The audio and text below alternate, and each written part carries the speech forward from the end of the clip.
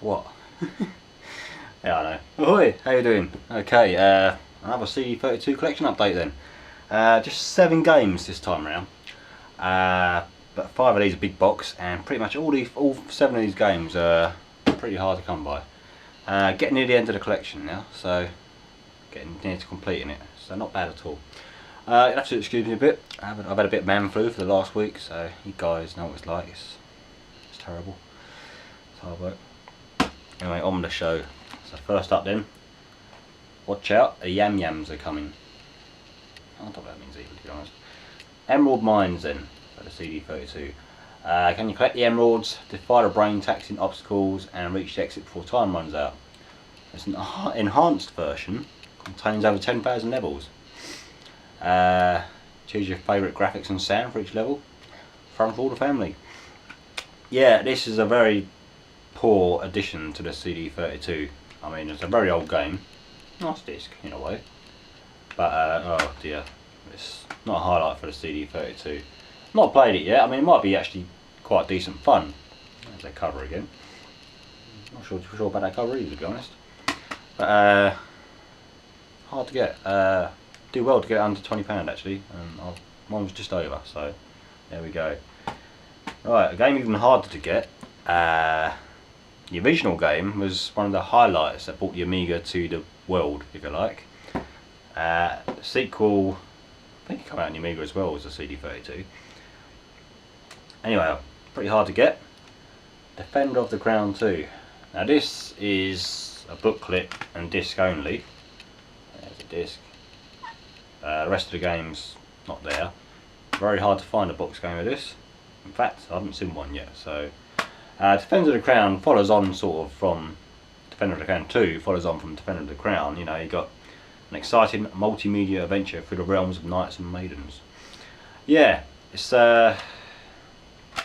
you got a county, if you like, and you've got to try and expand. You've got to try and make friends or take over the other counties by various sub games, stuff like that. That's about all I know, to be honest, with this one. But this is about £17 just for that, and from France, oddly enough, so a bit more in euros. It's just so hard to find. There is a buy it now version for about 150, I think it is, so I think I'll get this one. Okay, as I said, 5 big box games, and this first one comes from Germany, and yeah, I'll show you the cover. It's called Soccer Superstars. That's all it's called. There's a few football games in the CD32. There we go. There's the box. I recognise some of these players. Hold it. Klinsmann. We go over here. Oh look, Dennis Bergkamp. Yeah. That Colombian, is it Valderrama or something his name? And the ponytail, is it Baggio? Yeah. There's a few others on there as well.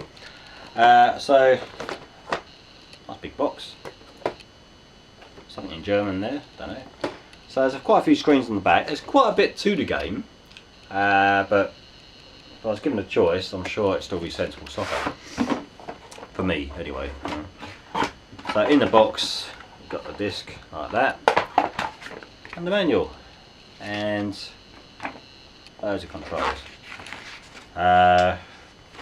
Management, formation. It's got quite a few bits to do in there. But the game itself doesn't play that well, I think is the best way of putting it.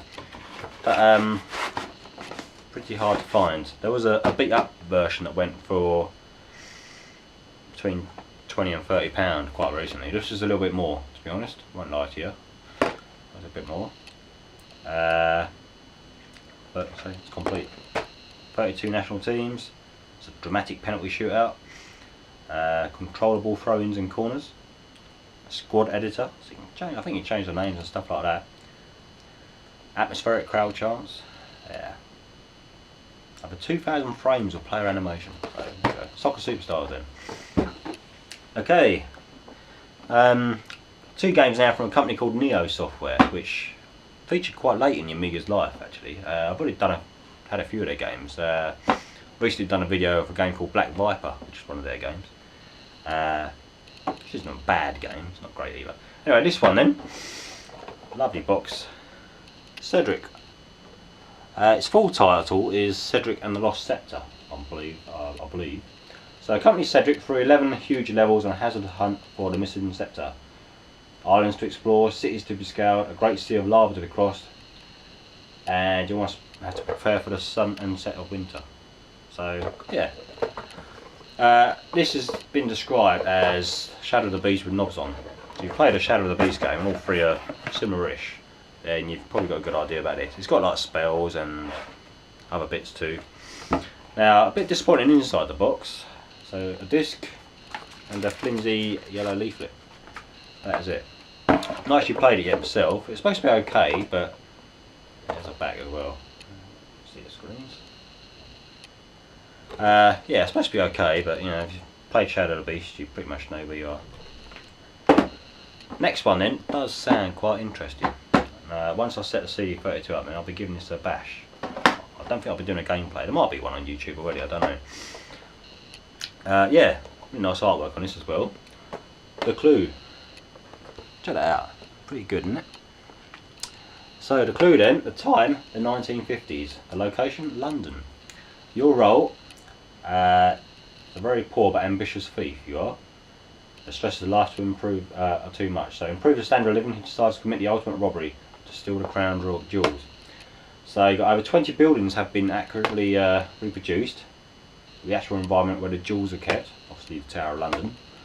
Over 40 period scenes. Interact with over 60 characters. Over 20 types of 1950s automobiles. 1950s style music and sound effects. You can save your facility with a password and that. So absolutely mint condition box.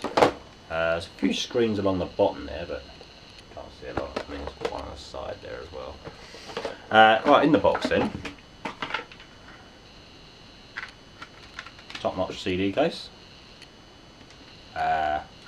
Yep. And the size of this manual. Pretty thick. Give you a quick scour through. There you go, there's the Tower of London. Information, copies, illegal copies, what are they? 1953 apparently this is, okay. There you go, the typical screen, what goes on. So it's kind of like an adventure of sorts, like a point and click adventure. I think in the back of this it's got like a list of the 1950s cars. Find it, here we go. So I don't really get to drive them around or anything like that. Not quite, I don't think it's quite Grand Theft Auto or nothing like that for example, but it does look a really interesting game. The 50s theme probably actually does it for me. Not that I've got any great love for the 50s or something, but it's something different, isn't it? So the Clue, awesome. 2 games left, and they're both adventure minded, if you like. First of these, well, I can say it's pretty rare, but it's obvious I said that already, and Beneath a Still Sky. Pretty impressive, well liked adventure game. The floppy disk version is fairly common. I think it's about 10 or 11 floppy disks. So the CD32 version, that's a saver, isn't it? So virtual theatre system, which this has, which was first realised in a game called Lure the Temptress, which I think yes, I have here. So same company that did that, kind of beyond this. So you're an innocent outsider stranded in a vast city where oppressed civilians live and work in soaring tower blocks. Rich stay rich, blah blah blah. Alone, save for a robot circuit board, Foster, which is you, must fight for survival and discover the sinister truth behind his abduction. Okay, so lovely box as I said. CD32 disc, instructions in there, and this bit's quite nice actually. It's like a little comic strip, and it's also got a word from Dave Gibbons, the artist behind this. I've heard of him before, I'm not sure where I've known him from. And it goes on, yeah, pretty good. Yeah, so again, it's one of them games where you probably need a month off work to play, to be honest. As with the next one, I'll show you in a minute. I don't know if I showed you the back or not, so there we go. There's a couple of screens there, you might have, you're probably aware of beneath the Steel Sky. Pretty good. Just to get that one. That was just over £30, so getting on in price a bit. And so was this last one as well, so fairly expensive month, to be honest. For 6 weeks, however long it's been since the last one. Now the last one then, it's one of the closest things you get to like the Legend of Zelda on your Amiga. Spirits Legacy. Team 17 of course, released by Ocean. It actually almost got every single Team 17 game for the Amiga now, so that's a kind of collection thing in its own. So nice side of the box. The back shows a few screens, as you might be able to see from the screens, quite small, but you can see it's Zelda influenced, if you like. It wasn't the only Zelda looking game on the CD32. There was a Dragonstone as well, and something else, I can't remember. Anyhow, in the box, there's the disc. Nice case actually, fits in, stays there. The code booklet, which was common with Team 17 games from about 94 onwards. I don't know if you'll be able to see this. Inside it's all the same as the back cover here. It's just codes, barely visible on the black on black sort of thing. You need that to play the game, of course. So inside tells you all about it, of course. CD32 controller. I actually don't mind that controller in some ways. A lot of people didn't like it. I mean, it's not the best controller, obviously, but not the worst either. The Jaguar controller is one of the worst ones. A lot of people seem to think. So yeah, Spirits Legacy. Again, probably want a month to play that sort of game. I do look forward to giving it a go. I think I've got a week off work soon, so that's good. So there we go. That is 7 CD32 games, and that leaves a total of 20 games. Now one of them games is a game called TFX, which only came out as a CU Amiga magazine cover disc. It was about 95% complete, as far as I got, but it's a playable apparently, so whether that counts or not I don't know. 2 games also German. Here's the list, CD32 games to get. That's all that's left to get. Quickly run through it.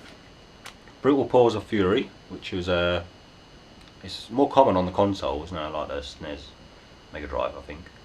Bubble and Squeak, my mum used to make that. Clockwiser, Exile, so an update of the old classic Exile. Fighting Spirit, which was like Street Fighter 2, probably better than Street Fighter 2 Turbo. Final Gate, which was one of the only like FMV type games on the CD32. Pretty common on like the Panasonic 3.0 or Philips CDI, but not so much on CD32. Humans Free, got the first 2 on one disc. One of the German games is called Inherit the Earth. I think its German name is Urban die Erde or something like that. I probably just killed that by the way, but never mind. International Open Golf. Now, I don't think I've ever seen this one for the CD32, but apparently it was released. The other German game is called Mag, where you actually run a magazine, but it's all in German, so it's unplayable, I think. Well, for me, anyway. Myth, another update, another 8-bit update. Power Drive, top-down racer sort of thing. 6th Sense Investigations, which is another point-and-click adventure of sorts. Soccer Kid, platformer, kid on a football. Spherical Worlds, which is a odd sort of shooter. Super League Manager. I was told by someone recently on YouTube, he's like, wish me luck in my collection. He says he's got that game and a couple others as well, so they definitely did come out. Thanks for that. TFX I've already mentioned. Thomas the Tank Engine Pinball, we've already gone through that one before if you watch these videos. Got the 1200 version up here. I'll just settle for the disc. I'm not paying £500 for a Thomas the Tank Engine Pinball. Whiz, that's a very rare. Never seen that one for the CD32. You can get it for about a tenner for the floppy disk version. But and the final one, which is classified as a game, is Word Construction Set. I'm not sure that'd be a game, to be honest. More like educational or something. But apparently it's classified as a game, so I'm counting that. So that's 20. And that'll be it. That is it. So there we go. Yeah, back with another video soon. Take it easy.